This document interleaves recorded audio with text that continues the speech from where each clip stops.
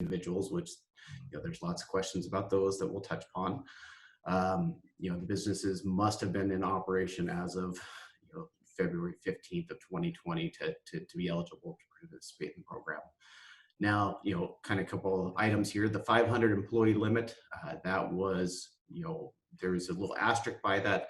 That was because certain businesses, primarily those in the restaurant and hospitality industry who may operate under a franchise model, did not have to necessarily follow that 500 employee guideline at a company-wide basis. It was at a franchise location basis, which then led to some consternation, as we've seen in the news media over the past month.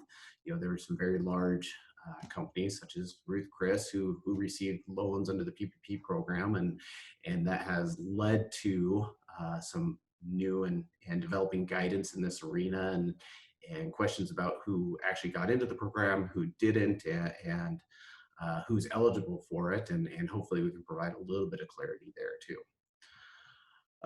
The loan amounts, they were supposed to be the lesser of your average eligible monthly payroll times 2.5, so essentially 2.5 months worth of your eligible payroll costs, or $10 million. So if you hit that $10 million cap, you stop there. Now, payroll per the program, included all compensation paid, including vacation time, sick leave, health benefits, retirement benefits.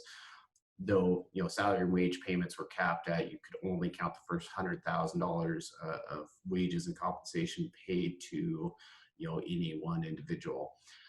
The thing to be aware here is that was the program as stated.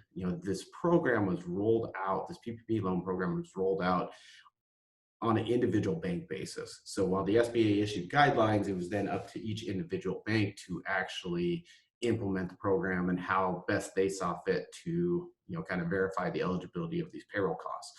And so when I say bank policies may differ, we saw that in practice. We saw certain banks that would say, what, we're only going to take what was listed on your 941 form for the year in terms of gross wages paid, and that's the only amount we're going to use for your calculation. Other banks gave you a spreadsheet to say, okay, include gross wages paid, include your medical benefit costs, include your retirement salary contributions, etc. And that difference in policy was not insignificant. For example, I had a client where that was a $50,000 difference between just using their compensation costs and using all their medical benefits and everything else. And the consultation with the client at that time was, we don't know, this was during the first round of funding, you might as well just get in line and take the loan as the bank's willing to calculate it today, because the difference is between maybe getting $120,000 or getting nothing at all. And so there has been a lot of concern that the policies varied across banks, and really that was just the unfortunate consequence of how quickly this program was rolled out. So if you found yourself in that scenario where it wasn't extremely clear, yes, that's kind of honestly been what we saw as we went through it. Now, speaking to the self-employed individual particularly, the first rollout of the PPP loan program, really focused on employees only. So, if you were set up as a corporate enterprise, as a business that had a significant number of employees, when you first did the PPP loan application, the focus was on what are my payroll costs. After the fact, a week and a half, 2 weeks later, the SBA and Treasury started issuing guidance of how self-employed individuals could potentially apply for a PPP loan. And so if you were a sole proprietorship with no employees, you would be able to take your 2019 profit and loss from your business, divide that self-employed income by 12, and take 2.5 times that to be eligible for a PPP loan. And so that seemed good, and we had a fair number of clients that we worked through that process as the second round of PPP loan funding came through. What unfortunately kind of happened is, there's people who are caught in the middle. What if I was a self-employed individual who also had employees? I already applied for a PPP loan based on just my payroll costs. Could I have added in my own self-employed income? Well, theoretically, yes. However, if you had already gone through and applied for a PPP loan and got the funding, there was no mechanism to do a second round of PPP loan funds. You're only eligible for one loan. So, there may have been some kind of loans that were left on the table for that person, or for a partnership where, the general partners take, compensation out as draws. And it's an unfortunate consequence, but, this was really a program where being the first mover meant you kind of had a little bit more surety of potentially getting funds. We do know now after the fact that Congress did reauthorize a second round of funding, and that seems to have gotten a lot more money out to a lot more of our client base. I know we probably had just as many, if not more, clients receive funding under the second round of PPP loans than under the first round of funding. And to be aware, for those of you who have maybe not applied for the PPP loan funds, there still is funding available. The last I checked, which was about 2 days ago, and I didn't see an update when I looked yesterday afternoon. Travis, if you've seen anything different, feel free to chime in, but it seems like roughly they were estimating there's about $120 billion left of funding. And so there is, some funding still left in the program if you have not applied. That being said, we don't really know what the scope of applications that are still pending are too. So it's kind of unknown in terms of how quickly that final $120 billion is going to go. But there still is funds available at this point. Travis, if you want to move on to the next slide. And I'm just going to touch upon loan forgiveness, at a high level. Travis is really going to dig into a little bit more of the meat and potatoes on this in his portion of the presentation. So, the beauty of this PPP loan program was that, the business could go apply for this loan, and, it was a very low cost loan. However, if, the money from the loan was spent on allowable expenses during an 8-week period after loan funding, potentially the loan itself is forgiven. And so, it was essentially potentially a grant instead of loan in essence. Now, this is where we're all still waiting on final guidance. And like I said, hopefully we get some, if we got it today, that'd be wonderful. If we get it in the next week, I'd be thrilled. If we get it in the next 3 weeks, it wouldn't be unexpected to me. But, this is where, for clients who have now received the loan and have been operating their business and, paying employees, doing other things, the questions coming up, well, how do I actually qualify for this forgiveness process? So the basic high level understanding of the forgiveness of this PPP loan is that, allowable costs that are paid during the 8-week period that starts on the day your loan was funded, cash into the bank account, not the date you signed the loan documents, but the date the cash hits your bank accounts, those allowable costs could potentially be forgiven. And so allowable costs were primarily payroll, interest payments on any mortgage that was enforced prior to that February 15th date, rent payments prior to February 15th, and utilities that were for services prior to February 15th. Now, there's been lots of great questions, from my client base, from the people on this webinar who have submitted questions. What are these allowable costs?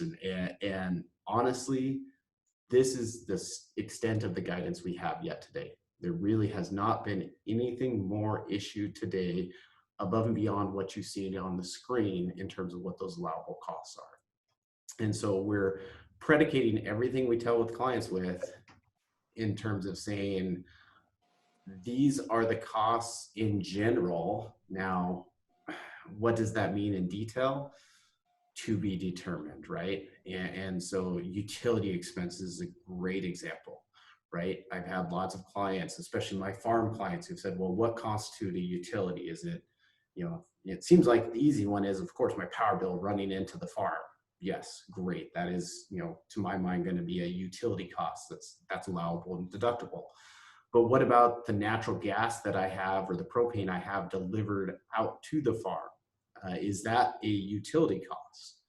And my response has been, it's really unknown. I think there's arguments both ways, right? But from the conservative side of me, I've really kind of viewed this in my counsel, and this is purely my counsel. This is not anything that's been from guidance we've actually received yet, because we haven't.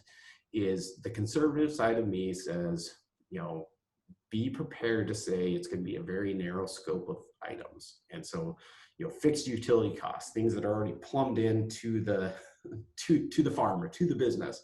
That to me is probably the intent of what a utility cost is. Could that change? Of course it could. Guidance could come out to say that, delivered fuel is a utility cost. We just don't know that yet. So from a planning perspective with clients, I've said, plan on being as conservative as possible on what some of these allowable costs would be. And to all my clients, I've really said, given the unknown nature of this, loan forgiveness program yet, just be prepared that some, if not all of the funds may turn into a loan that have to be repaid over time. Not that I'm saying that's going to be the case. I'm fairly certain the vast majority of costs are going to be forgivable and loans will be forgiven, but just be prepared. That's the one thing we can say is be prepared that we may have to pay some of this back. The rest of the items in terms of salary changes, all that stuff, I'll let Travis go through in detail on his section of the presentation. Now, this last piece, major bullet point on this slide about good faith certifications has been, incredibly, frustrating from my perspective, incredibly, just caused a lot of consternation to say, what does this mean? There's been lots of talk about what does this good faith certification that I had to sign on that PPP loan mean? Because the certification itself was very, very ambiguous and broad. All it said was current uncertainty makes the loan necessary to support ongoing operations.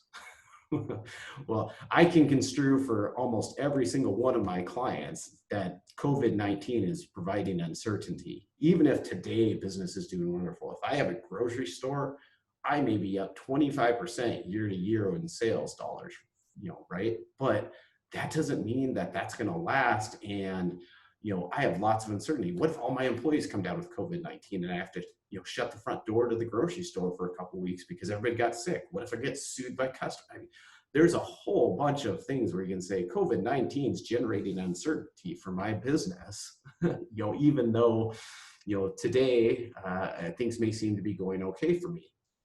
And this really led to, pretty much, a lot of people going out to say, okay, I'm going to go apply for these loans.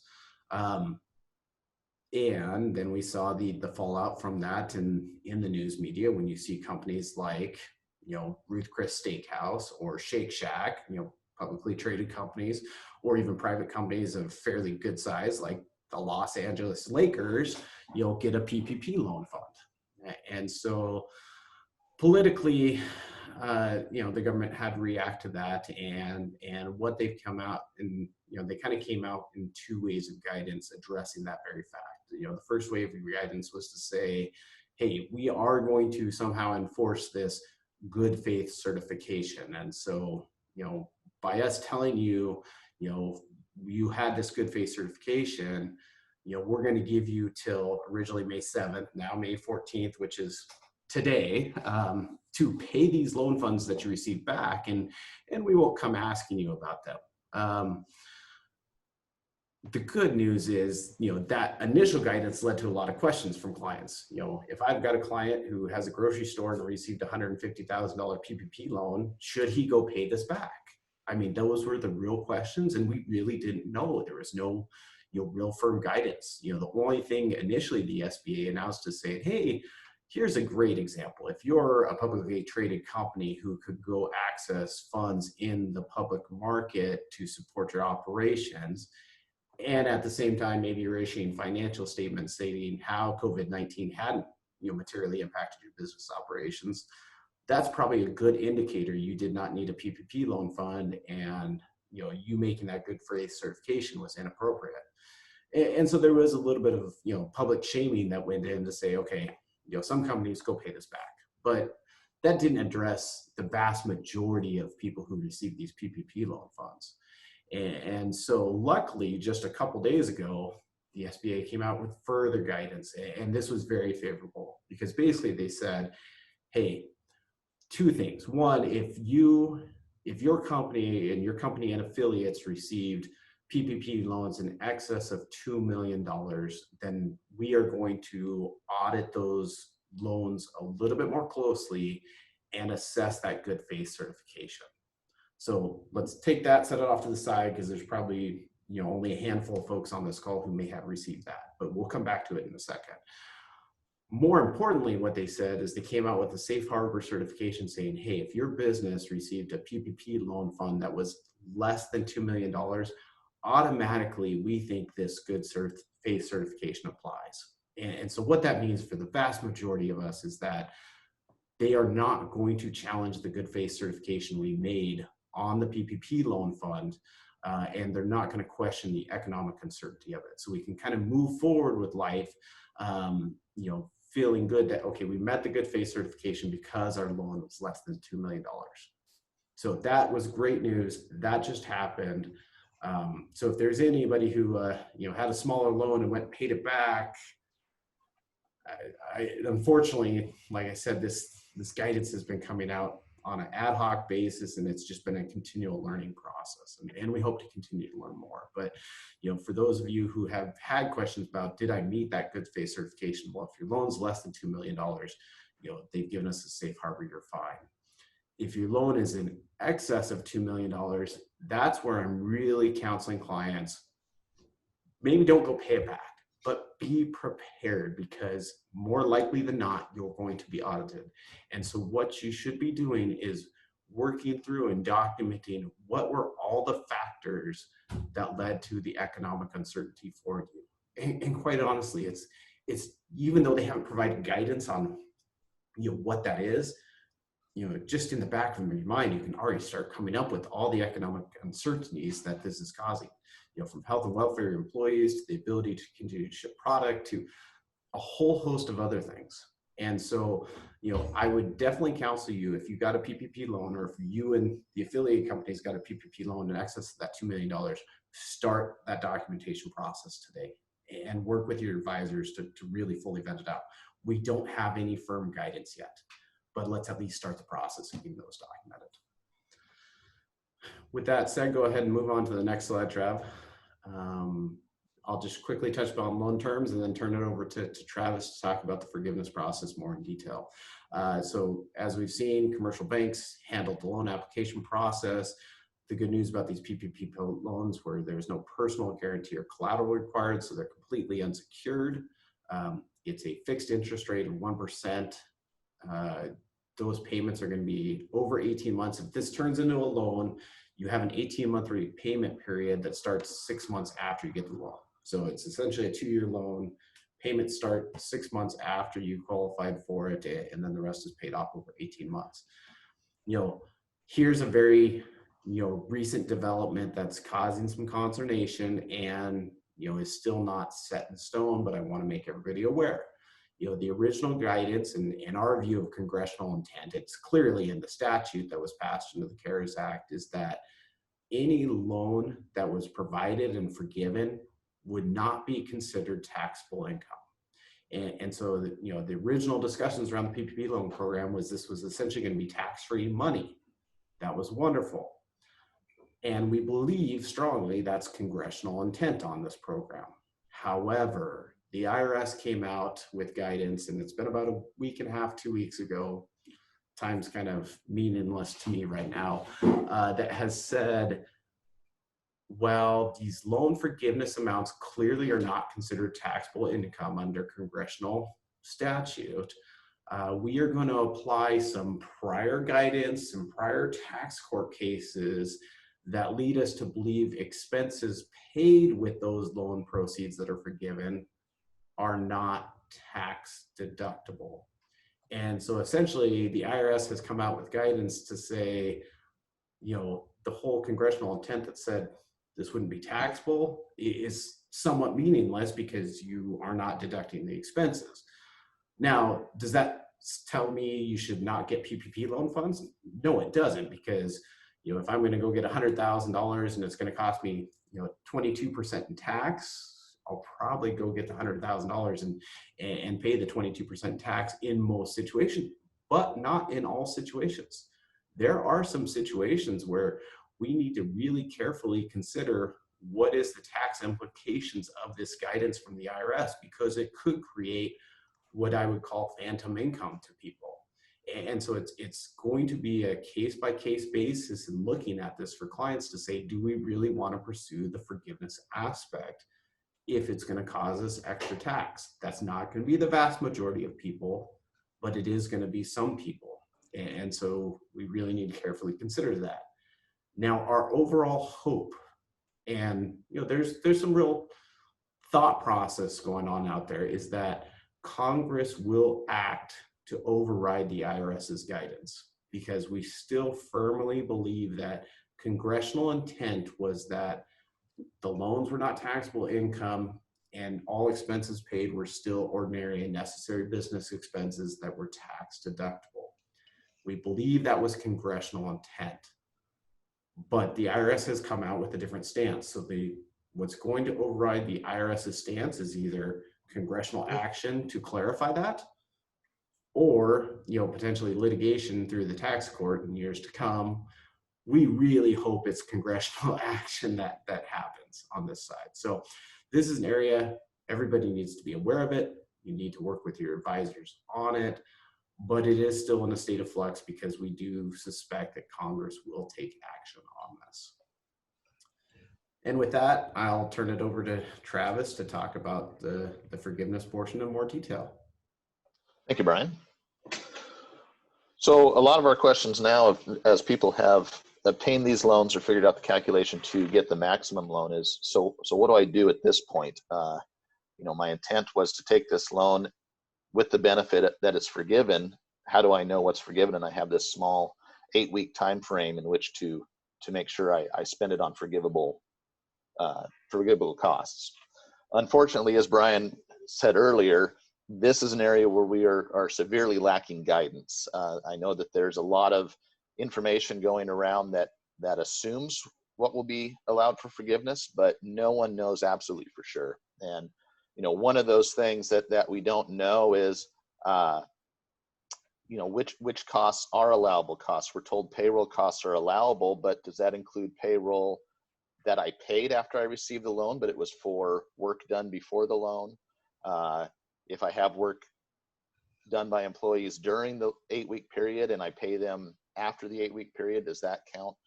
We don't totally know. So like Brian said, to take that conservative view and hopefully position ourselves to where we're pleasantly surprised, but we're not shocked if things don't go the way we want them to.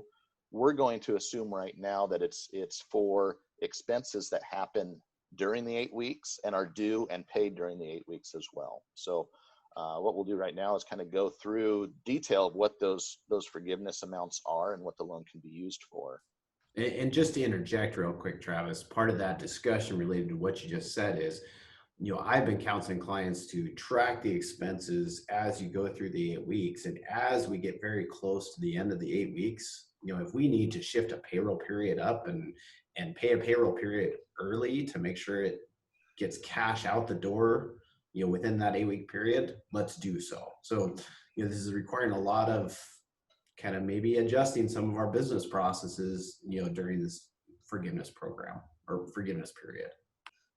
Yes, that's a good point. This is one of those, and in a lot of situations, documentation and tracking is very key. We don't know what kind of requirements will be at the end to prove forgiveness. So the more that you can document as you're doing it, the better, instead of trying to remember after the fact. So what is allowed? So what we've been told through guidance from the SBA is that what they'll allow for forgiveness is allowable costs, which Brian defined as the payroll costs, utilities, interest payments, rent and lease payments, as long as those costs are predominantly payroll. And what they said was, we're going to set a bright line at 75%. So as long as you spend at least 75% of your PPP loan on payroll, it'll be eligible for forgiveness for the entire amount. Now, what we don't know with that is that 75% of the amount I actually spend, or is that 75% of the amount I took in loans? we don't 100% know for sure yet. So some of that is going to hopefully be coming out soon.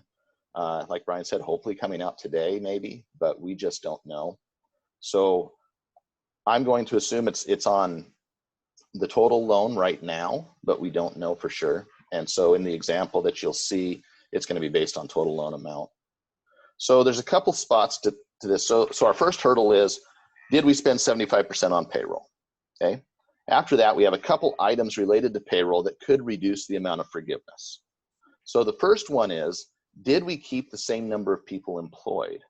So that's the head count. I know the head count has been an area that's been kind of confusing. When you applied for the loan, they said it's any employee that you have to determine if you're under 500 employees.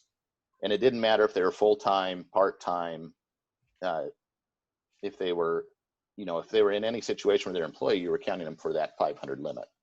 And then they introduced this concept of this full-time employee head count. Well, that is only for the calculation of, did I keep enough people employed?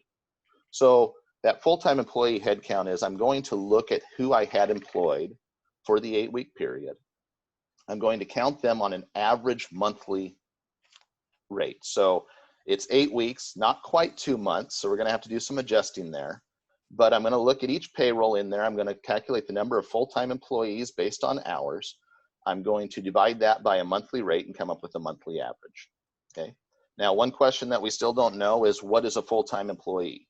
You know, traditionally, we would think of a full-time employee as someone who works 40 hours or more in a week. But we do have other legislation out there that's called full-time employees something different. The Affordable Care Act, for example, is called a full-time employee 30 hours a week. So we don't know which they will follow to determine a full-time employee. So that's one of the things that's still out there that's a question. But we're going to calculate the number of full-time employees that we have. And so that does include part-timers. That includes, people that are under that threshold. They'll receive a fraction of a full-time employee, but we're counting everybody's hours and how much they're employed and determining how many full-time employees we had during that 8 weeks. Then we have to determine, is that number equal to or less than what we had before? So they've given us two ranges to determine what is our before time frame. What are we comparing this to? So the employer can choose whatever works best for their situation. We can look at the average monthly employees, full-time equivalents between February 15th, 2019 and June 30th, 2019. Or we can look at the average monthly full-time equivalent employees from January 1st, 2020 through the end of February of 2020. And whatever number gives us the best result, we're allowed to use that in our calculation.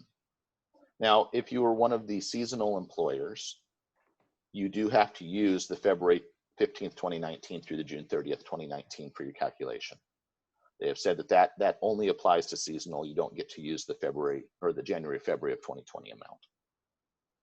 So we'll look at that and see, do we meet the head count criteria? And then the other criteria is, with any single employee that we had in the 8-week period compared to their time before, did we reduce their pay or salary by more than 25%?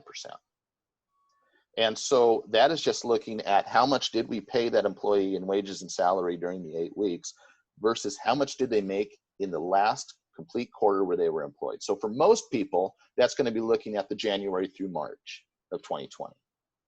But there may be some employees that maybe they weren't employed in that January through March, and we need to look at a different quarter.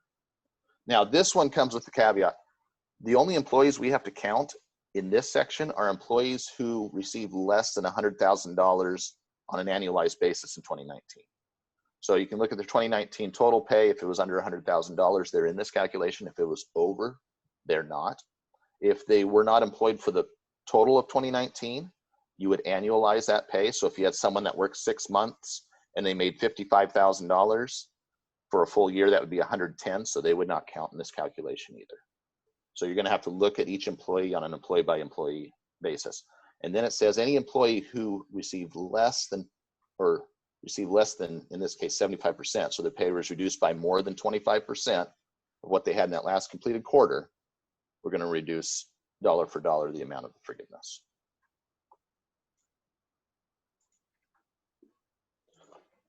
Now, there's a couple other things in there. So they've given some catch-up dates, because they know that, in this case, we had to possibly lay off people because of this COVID-19 concern. So if you reduced your head count between February 15th and April 26th, you have until June 30th to restore those employees both to their full-time equivalent and in their pay. So for those whose 8 weeks are coming up before June 30th, which is many people, I'm guessing you'll do your calculation, and then at June 30th, you'll adjust your calculation for forgiveness based on, did you bring back employees that you had to lay off or reduce hours between February 15th and April 26th. But it's only for that time frame. If you laid somebody off in January and then brought them back, those don't count to correct the head count issue. It's only if they were between February 15th and April 26th. So a question that we've seen pop up and that they answered recently and addressed, with this time of uncertainty, let's say I'm able to bring employees back that I had to lay off, and that employee has chosen they do not want to come back. And I can imagine there's many situations where this happens. The employee, has a reason they aren't coming back to work, even though work is available for them and they're able to work. If you document that you offer that employee their job, and it has to be written documentation. So you gave them written notice that they can have a job ready for them to come back, and then document that they declined to come back, they will not count against you in this calculation. That's what we're told in the FAQs. So I encourage you, that's not, hey, I called you on the phone and you said no, so I'm good there. You need to have a written documentation, a written offer to that employee, and then document that they refuse to come back. But if you have that on file, they're saying that will not count against you in this head count calculation or the pay calculation. That's correct, Travis. And just to interject on this very point, because this has been a real point of concern with some of my clients, those who are either in retail operations or especially construction, where you have two things: employees who may be concerned about coming back to work due to health concerns, or quite frankly, there's the potential that you have employees who are making more money on unemployment assistance than they are currently working, just because of the federal top up that's available for pandemic unemployment insurance. And we've seen some clients address this through they've essentially done COVID-19 type bonuses that are occurring during this pay period, and so they've kind of incentivized employees to come back to work by essentially paying extra during that time period. Call it hazard pay, call it a bonus, call it what you may like. They've been doing that. And, I think one of the questions that has come up, and it's a fair question, is to say, is those allowable payroll costs? Well, based on the lack of guidance we have, we couldn't say for sure that they're allowable, but I just really can't see, based on, congressional intent and what we have today, to say those aren't unallowable. So, are those bonuses going to be allowed? I would suspect so, but, it's still anybody's guess at this point in time. That's a good point, Brian. Thank you. And that does come into play is, let's say the bonuses are allowed. How much can you pay someone? Right now, what we're looking at is you're still limited to that $100,000 of annualized income. So for 8 weeks, that comes out to $15,385. So right now, possibly could you pay a bonus? Could you pay extra? Could you pay the employees to stay at home but still call it payroll? There's potential for that. We don't know, but it looks like the limit that you could pay each employee is $15,385 during that 8 weeks, because that's what annualizes to $100,000. So let's walk through an example calculation, and this is how we understand it right now. Now this is definitely subject to change if we receive guidance, but here's how we understand it right now. So I took out a $250,000 loan. During the 8 weeks, I paid $200,000 in payroll costs, and then the other items, interest, rent, and utilities, I paid $50,000. I had a head count during my 8 weeks of full-time equivalents of 17, but my comparison period, and let's say I used January through February, I had 20. And then one employee out of that first quarter, who made less than $100,000 annually, I paid them $10,000 in the first quarter of 2020, but during the 8 weeks, I paid them $7,000. So let's see how that would calculate out for my forgiveness calculation. So first step, did I achieve 75% or more in payroll costs of what I spent? So $200,000 of payroll costs out of my $250,000 loan, that's 80%. So in that case, I did have over 75% to payroll costs. So no reduction off the top end from what I'm looking at from my loan because I achieved the 75% for payroll. And it just so happens I did spend the entire $250,000. Now the second step, once I find out what is the total loan that's eligible for forgiveness, so in this case, off the top, $250,000, do I have to reduce it by a head count? So my prior period, I had 20. During my 8 weeks, I only had 17. So in that case, I had 85% or 15% that I did not bring back to full-time or full-time equivalency. So that's going to be a 15% reduction in my forgiveness. Then the next step after that, as it's currently written, is what about employees who earn less than $100,000?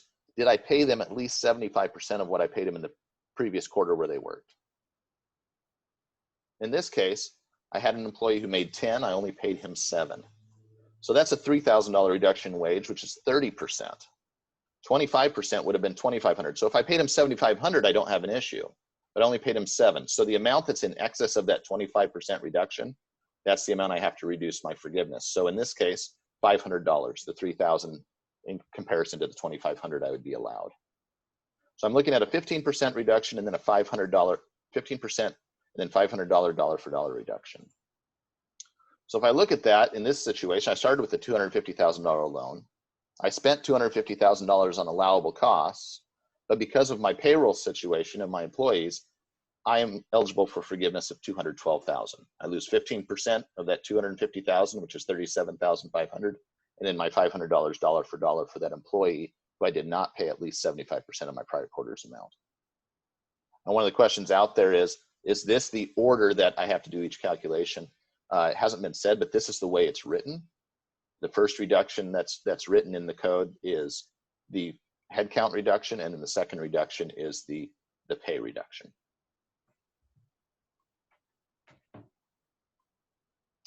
I'll turn it back to Brian with the economic injury disaster loan, and then hopefully we'll have time to answer some questions.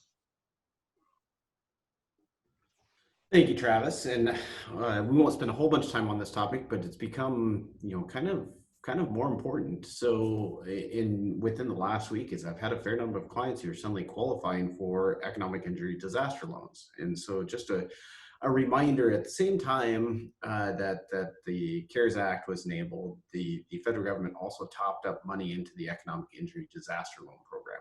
And so the EIDL program is a SBA program that has existed for a long time, but historically it's been when you've had a federally declared disaster for a specific area. So if you were in Louisiana during Hurricane Katrina and the aftermath of that, there was EIDL loans that were available to small businesses to help them weather that disaster and get through the after effects. This is really the first time EIDL has applied on a national basis, because this is our first federally declared disaster that impacted the entire country. And so the EIDL loan program was expanded to the entire country, not just a very small portion of the country affected by a disaster. And as such, it's really had some major hiccups. And so what EIDL loans were very low interest, in this case 3.75% interest rate loans, up to $2 million that were for working capital requirements of a business affected by a disaster. And they created this new advance program where a loan advance of $10,000 against that application, eventual EIDL loan could be given out. Even if you ended up not qualifying for an EIDL loan, you could get this $10,000, and it was potentially a grant. It was essentially forgiven. So wonderful. Everybody went out and applied for this, saying, hey, it's an $10,000, and even if I don't get the loan. Well, that of course overwhelmed the system, and so nobody was getting $10,000 grants. And in fact, the SBA later came out with guidance saying, well, we're going to start issuing it on a per employee basis. So you get $1,000 for every employee as this upfront grant dollars. And quite honestly, we still didn't see a lot of that happening. I had exactly one client out of the hundreds that applied that got a advance grant of $8,000 for their 8 employees they had. They subsequently didn't get a loan, so they got a grant. But what's happened in the last, I'll call it week, though kind of the first client came to me 2 weeks ago, is that we're actually seeing the SBA start to issue full-blown EIDL loans. So, clients are starting to receive these, 30-year low interest rate loans that are for working capital requirements. In fact, I've probably had 10 clients in the last week and a half contact me about receiving these loans from the government. And so, these EIDL loans, the question is, what's the interplay with a PPP loan? Well, realistically, you can get both. They're not mutually exclusive. Now, if you had applied for and got that $10,000 EIDL loan grant, which quite frankly nobody got, so it's a non-issue, you were supposed to roll that into the PPP loan funds because that $10,000 grant was forgivable. Your PPP loan funds were going to be forgivable. You're going to roll it into that. However, now what we're seeing is clients are actually getting the actual loans themselves. And they're loans, they're not grants. They will not be forgiven. You will pay that money back over 30 years. And so really, they're not mutually exclusive. You can have your PPP loan, you can have your EIDL loan. The PPP loan may be forgiven, the EIDL loan will get paid back.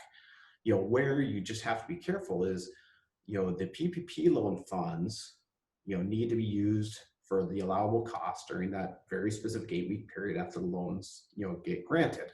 EIDL, on the other hand, can extend a much broader range of time. And so, for those clients who have received an EIDL loan, the use of it is for working capital. And so if you want to scroll to the next page, Travis, basically working capital, you can think of all the things you spend on in your business, and there's a lot of other things besides payroll that are kind of day-to-day operating expenses of the business that can be paid with these EIDL loan funds. And then the other thing I've been reminding clients is, there's no 8-week time period associated with these EIDL loan funds. So you can use PPP loan funds to pay payroll for 8 weeks, and then you can eventually use EIDL loans funds to continue paying payroll after that. The program's not very restrictive. They only really call out a few things you can't use these EIDL loan funds for. You can't use them for expansion, major physical repairs, prepayment of debt that you had, or refinancing of other long-term debt, or any sort of dividends or bonuses. But other than that, ordinary and necessary, day-to-day business operating expenses are what these EIDL loan funds are supposed to be available for. And I suspect that we don't know this to be the case. About 2 weeks ago, they released guidance saying that, farm entities with less than 500 employees could apply for these EIDL loan funds. Before that, they had been excluded. And as soon as they opened it up and let farmers start applying, then that's when we started seeing the floodgates open for other clients starting to get these EIDL loan funds. But what it seems like is that they've kind of capped the funds. So even though they said it was a $2 million requirement, most clients I've seen are getting EIDL loan funds that cap out at about $150,000. There's been a handful that may have got slightly bigger loans, but I think the biggest EIDL loan I've seen at this point is about $290K. And so while it sounded great that you go get a $2 million operating capital loan payable for 30 years, I have yet to see that happen. They've been much smaller chunks of funds.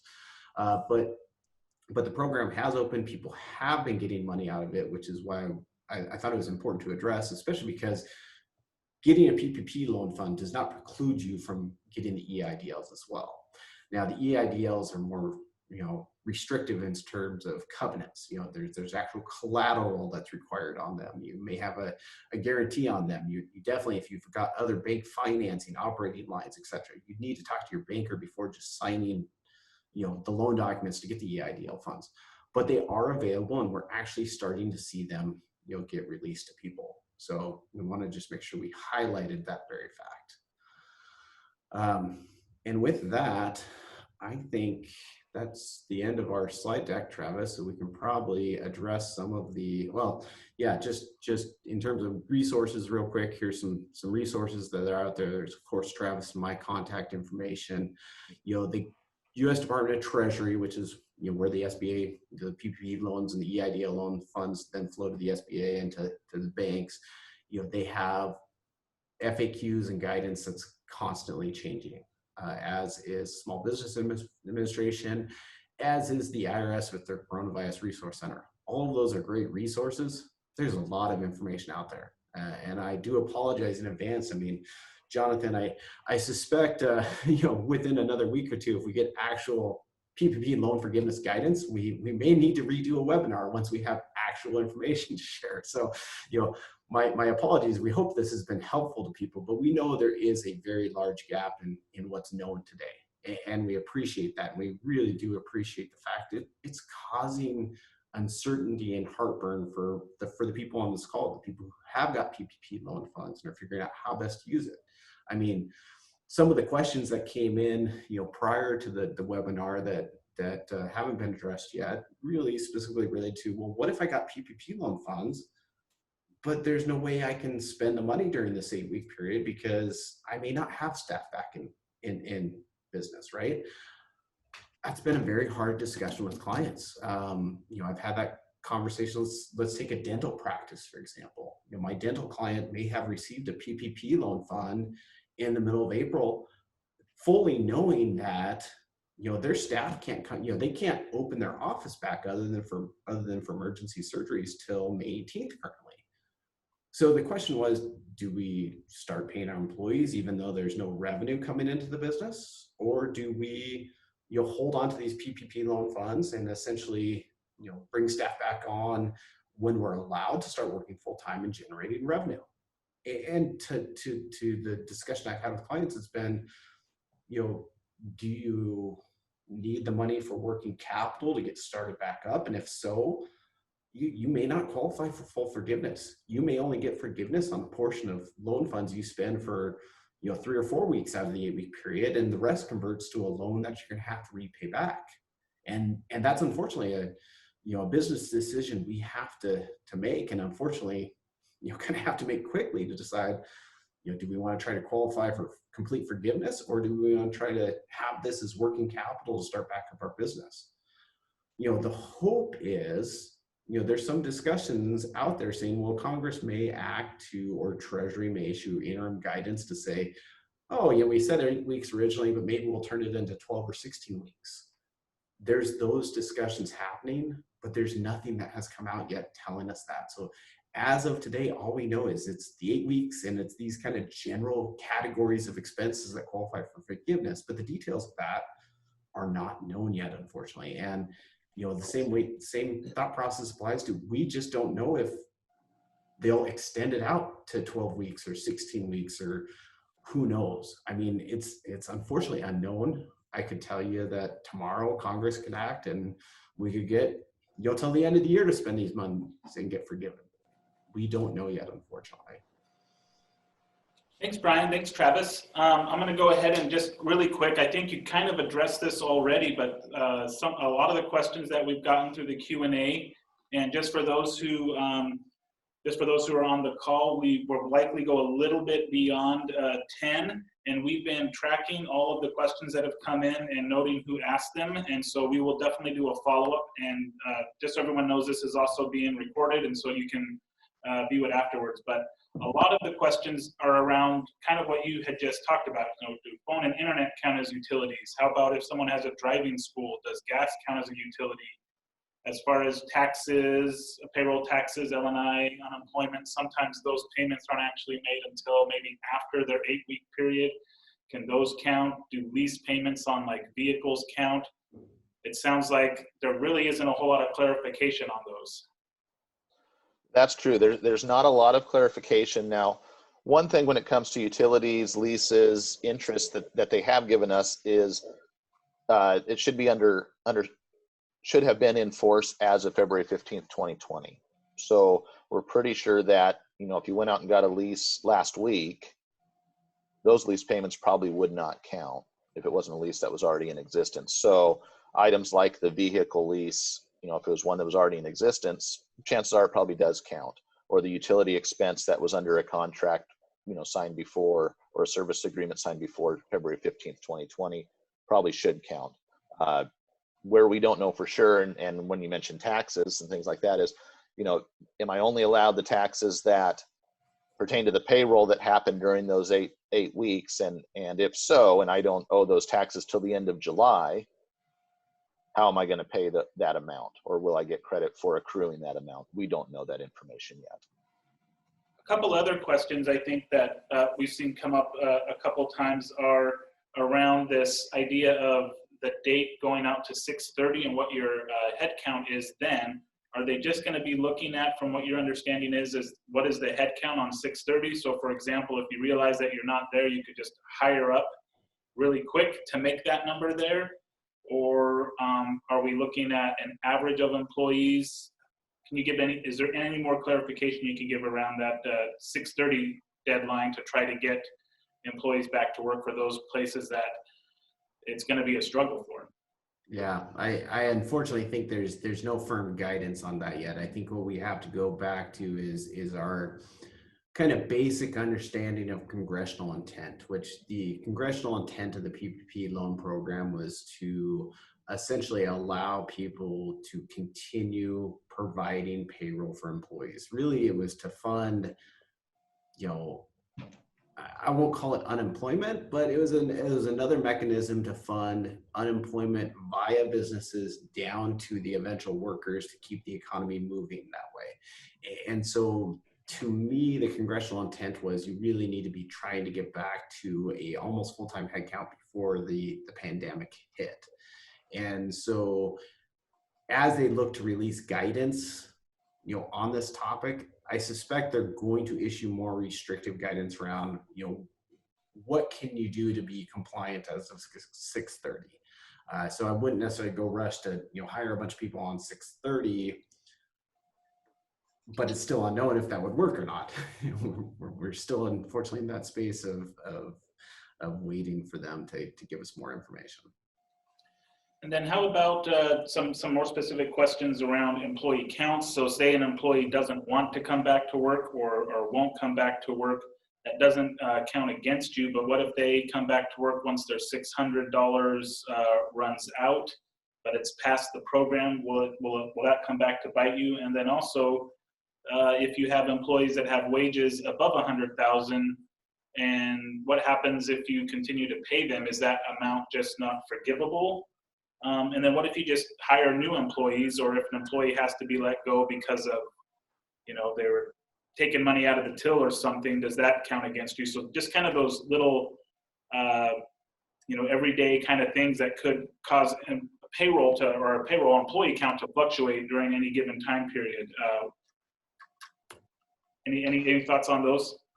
Well, those are all good questions. And unfortunately, again, we're looking at lack of guidance. In the employee that won't come back, we've been given some guidance that says, written offer and they reject. There isn't guidance yet that says, well, what about the employee that comes back and then I have to release them, or the employee that comes back late past, June 30th. Hopefully that will be included in there. The other piece being the question you had on employees making over $100,000.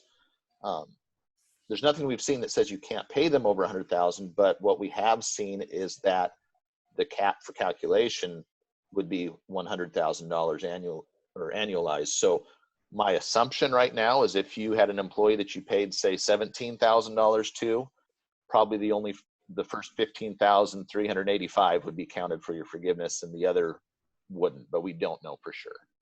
Okay. Another question was, we talked about bonus pay and those kinds of things.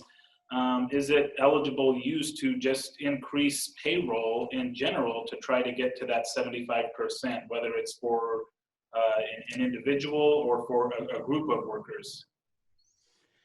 My initial thought on this, and once again, lack of guidance. So we're going to caveat that with everything we say. But my initial thought has been go back to the spirit and intent of the program, which is going to say, hey, if I decide to increase my entire employee base pay, or for some of my employees give them incentive bonuses because they came back to work during this time period, I have to suspect the intent was those should be allowable costs. Now, where I've counseled clients that don't play in this space is, let's say I'm a business that I'm an S corporation and I'm going to take and severely increase the bonus to myself as the owner to try to get to that threshold. Is that going to count? I'm going to say that's not the intent of the program. So there's probably going to be some guidance that comes out to say that's not countable. And like Travis mentioned, you're still capped at $100,000 for any one employee. So it's not like you can monkey around too much with that game, because you're going to get hit by that $100,000 cap anyways. But just, I always fall back to the congressional intent. The congressional intent was continue to pay employees. And so, to me, things like continuing to pay commissions to employees, incentive bonuses, etc., should count. Will they in the final guidance? We'll see, but they should count based on kind of the intent of the program. Okay, one I think final question that I've been seeing come up quite a bit is, and you touched on it at the beginning, is clarification around this 8-week period. So questions are such as, we got the loan on May 4th, for example. We have now 8 weeks from then to spend the money, but payroll happened on the day before the 4th, so to speak. Can we count that? And you kind of touched on this at the beginning, or at the end of it, we have employees who have done work, but the pay date is going to be after that. And so if you could touch again a little bit more on this 8-week period and what your interpretation of that is. I remember at the beginning you said that conservatively you were looking at expenses accrued and expenses paid during that 8-week period, even if it meant you had to bump a pay period up to try to get in that. So you could just address that again. We've had quite a few questions that have come in around that 8-week period, and what kind of documentation or anything would need to be included to help folks establish what was actually done in that 8-week period. Yeah, that's a good question. So let's take your situation there. So let's say I get the loan on May 4th. My pay period ended April 30th, and I'm going to pay my employees May 5th. We don't know, does that payment on May 5th count towards forgiveness? Because the actual payroll that I'm paying took place sometime in April. So the question would be, or if you're able to, you're going to need to make that payment anyway. So we want to document that we made a payroll payment. And let's say I pay every month. So my May 31st payroll, I'm going to pay on June 5th. And then I have a June 30th payroll. What we're looking at, that June 30th payroll is probably after your 8 weeks when you would have paid it. So would it make sense to move that payment back within the 8 weeks and pay ahead of your payment schedule and have that counted within the 8 weeks of payment and the payroll happening within that 8 weeks for incurred and paid?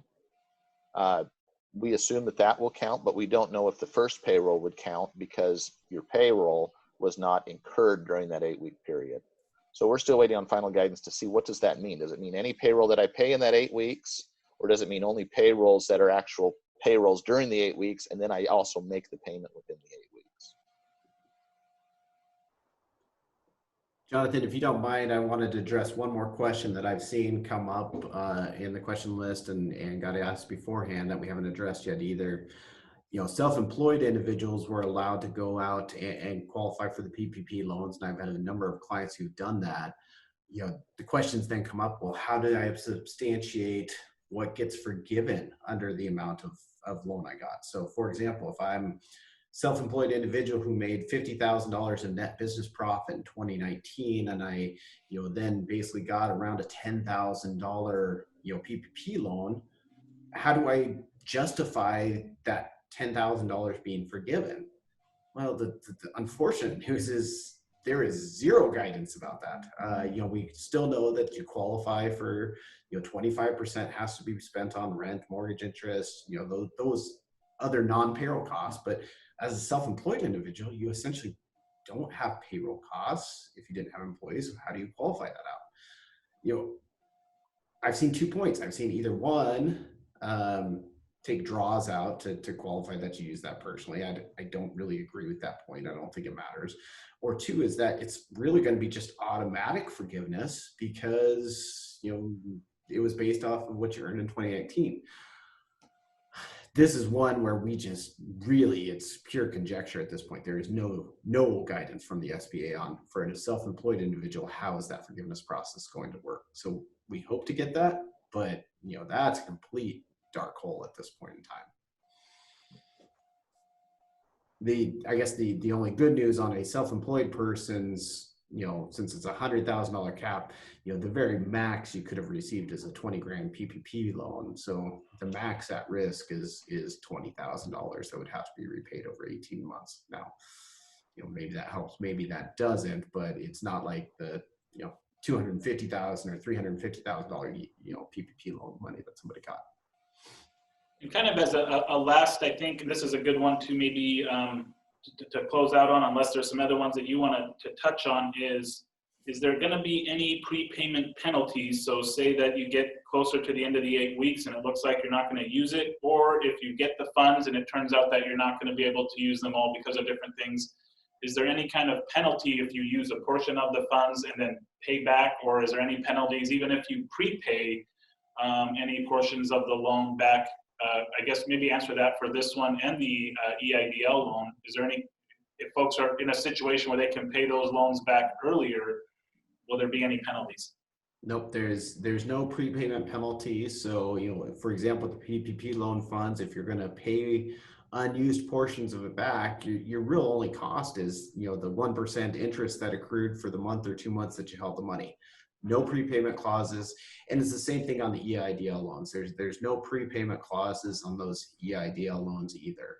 And so they are very favorable loan terms, you know, and for the PPP, it's 1% interest over, you know, potential for an 18-month payback period.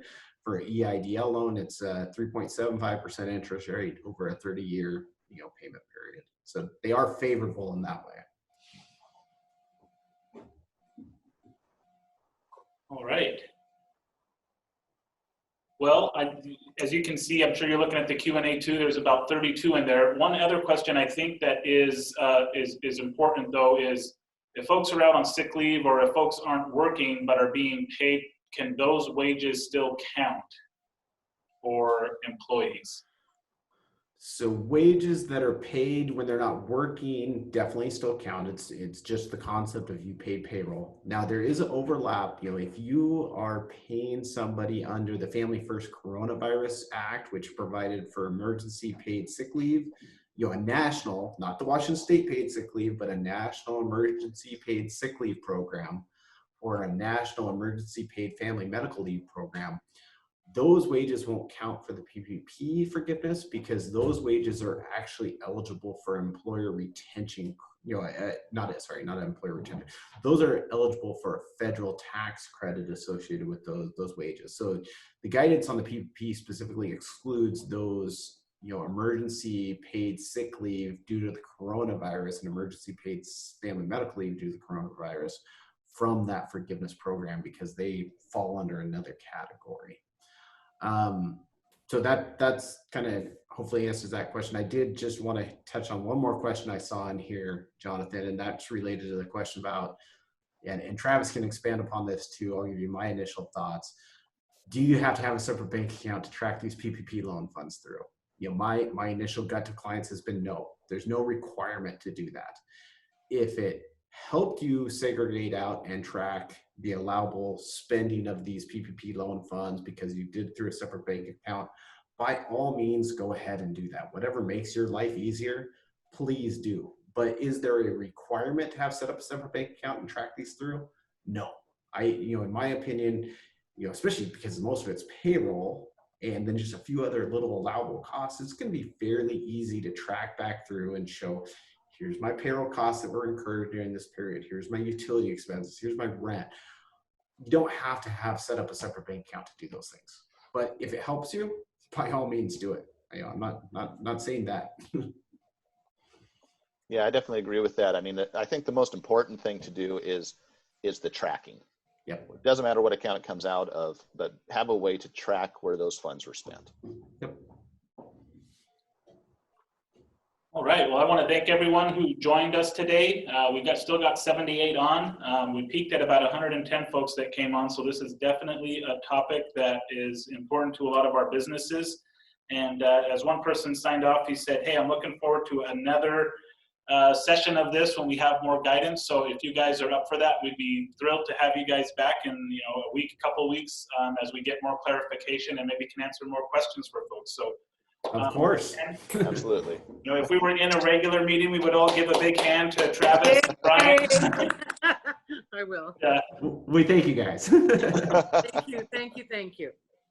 And then Berlin, I hear your voice. Did you have any last remarks you wanted to make before we sign off? No, just thanks, Brian, Trevor, and thanks, Jonathan. And this is a collaboration, and providing this information to our business community is imperative at this point. We truly appreciate you, and we'll see you again in a couple of weeks. Sounds good. Thank you. Bye-bye. Thanks, Thank you everyone. all. Thank you.